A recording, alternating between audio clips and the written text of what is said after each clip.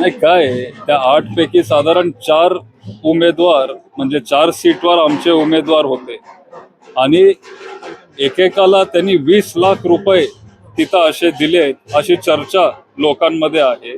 आमचे उमेदवार सगळे सामान्य घरातले आहेत, सगळे कष्ट करणारे उमेदवार आहेत.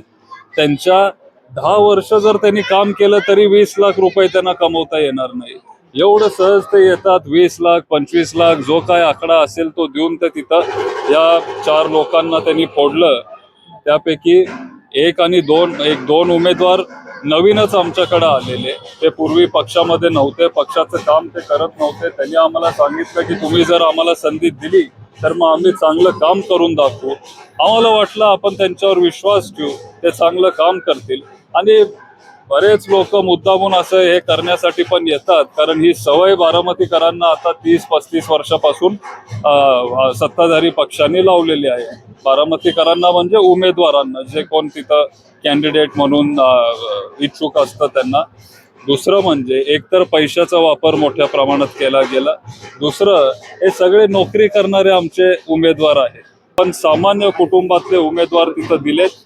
त्यांनी दबाव पण आणला ह्या अशा लोकांवर. ते आज पण आमच्या उमेदवारांवर प्रचंड प्रेशर तिथं आणलं जातंय. हे लोकसभेला आपल्याला बघायला मिळालं, विधानसभेला बघायला मिळालं, आणि आता आपल्याला हे त्या नगरपालिकेच्या इलेक्शन मध्ये पण बघायला मिळतंय. तुमच्या माध्यमातून सगळ्या बारामतीकरांना मी विनंती करीन, आवाहन करीन की ह्या वेळेला तुम्ही सामान्य घरातल्या लोकांना तिथं संधी एकदा देऊन बघा. हे पण उच्च शिक्षित आहेत, लोकांमध्ये राहतात, आणि जर आपल्याला इथं लोकशाही जिवंत ठेवायची असेल, जर आपल्याला एक चांगला मजबूत विरोधी पक्ष इथं जिवंत ठेवायचा असेल, तर मग राष्ट्रवादी काँग्रेस शरद पवार साहेबांच्या जास्तीत जास्त उमेदवारांना तुम्ही तिथं निवडून द्या. दादा दोन्ही राष्ट्रवादी एकत्र येतील आणि काही जागा पवार गटांना सोडतील असं चर्चा होती. काय बरं झालं तुम्ही हा प्रश्न विचारला.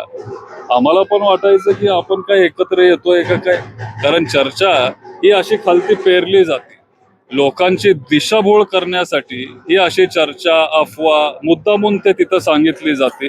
मग लोकांना वाटतं की नाही, कशाला आपल्याला ह्याच्यामध्ये पडायचंय, काय या भांगडीत पडायचंय, हे एकच आहे. पण तसं अजिबात नाही. पवार साहेबांचा पक्ष हा मूळ राष्ट्रवादी काँग्रेस पक्ष हा वेगळा आहे, आणि पलीकडचा पक्ष आणि बाकीचे सगळे पक्ष हे वेगळे आहेत. एकत्र आपण तिथं येणार नाहीये. आज आमचे कार्यकर्ते थोडे कमी आहेत, जे पलीकडे आहेत त्यांच्याकडे कार्यकर्ते जास्त आहेत, आणि जरा मोठे पैसेवाले श्रीमंत कार्यकर्ते आहेत, कॉन्ट्रॅक्टर, ठेकेदार, उद्योजक, सगळे पैसेवाले कार्यकर्ते आहेत. ते असा खोटा तिथं प्रचार करतात, मुद्दामून अफवा तिथं पसरवतात, म्हणजे लोकांना वाटेल किंवा लोकांची दिशाभूल होईल, आणि ह्या पद्धतीचं राजकारण ते करत आले. त्याच्यामुळे तुमचा मी आभार मानतो की बरं झालं तुम्ही हा प्रश्न मला विचारला, आणि हे एकदाच सगळ्यांसमोर आपण क्लिअर करू शकतो. नगरपालिका स्थापन झाल्यापासून पहिल्यांदाच त्यांना हे करावं लागलं. खरं तर ते 10 किंवा 12 नगरसेवकांसाठी प्रयत्न करत होते. 20-20 लाख रुपये, 25 लाख रुपये कशाला म्हणतात, एवढे पैसे तर आमच्या सगळ्या उमेदवारांना मिळून आमच्याकडे नाहीये, आणि हे पैसे ते एका उमेदवाराला देत आहेत. नगरपालिका स्थापन झाल्यापासून त्यांना हे आता असं करावं लागतंय, म्हणजे तुम्ही राष्ट्रवादी काँग्रेस शरद पवार साहेबांची ताकद आणि सर्वसामान्य जनतेचं प्रेम हे तुम्ही ओळखून घेतलं पाहिजे. लोकशाहीची पायमल्ली होती असं नाही वाटत का दादा? असं वाटतं ना. त्याच्यामुळे मी तुम्हाला सगळ्यांना सांगतोय की तुम्ही पण आम्हाला साथ द्या, लोकांनी आम्हाला साथ दिली पाहिजे. आणि आता पलीकडच्या लोकांनी जे त्यांचे विरोधक होते, मग त्याच्यामध्ये पूर्वी सुनील सस्ते त्यांचे विरोधक होते, आज म्हणजे शेवटच्या दिवसापर्यंत आमच्याशी बोलत होते, लगेच दुसऱ्या दिवशी ते तिकडे गेले. ठीक आहे, राजकारणामध्ये नवीन नवीन अनुभव ते तिथं येत असतात, पण सगळे जे मूळ त्यांचे जुने विरोधक होते हे सत्ताधारी पक्षांनी आपल्याकडे वळवून घेतले. आपले प्रामाणिक चांगले कार्यकर्ते जे पक्षासाठी 20-20, 25 वर्ष काम करतायत त्यांना तिथं डावलण्यात आलं. ज्यांच्याकडे पैसे आहेत पण बारामतीमध्ये ते राहत नाही, मुंबईत कोणतरी राहतंय, पुण्यात कोणतरी राहतंय, पण पैसे, इथले जी लोक आहेत स्थानिक जनता त्यांना ओळखत पण नाही, अशा लोकांना तिथं उमेदवारी दिली. कारण असं वाटतं की फक्त पैशावर ही निवडणूक होणार, पण बारामतीकर हे हुशार आहेत.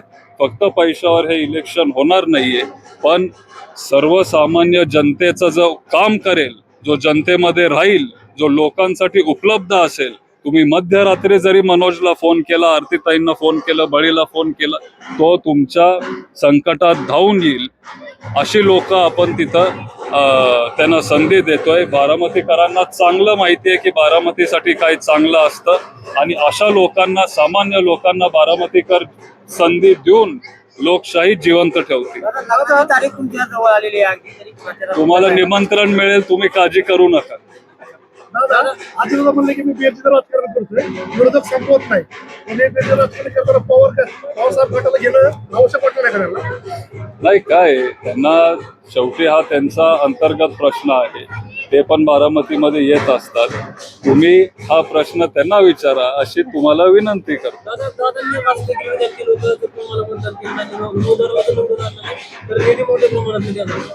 मत द्यायचं तुमच्या हातात असेल तर निधी द्यायचं माझ्या हातात आहे असं वक्तव्य त्यांनी. हो, पण काय हे खूप चुकीचं वक्तव्य आहे. खरं तर मी म्हणजे मला त्यांच्यावर बोलायचं नाहीये किंवा मी सहसा टाळतो, पण हे वक्तव्य खूप चुकीचं आहे. कारण तो निधी हा जनतेचा निधी आहे, लोकांचा तो सगळा निधी आहे.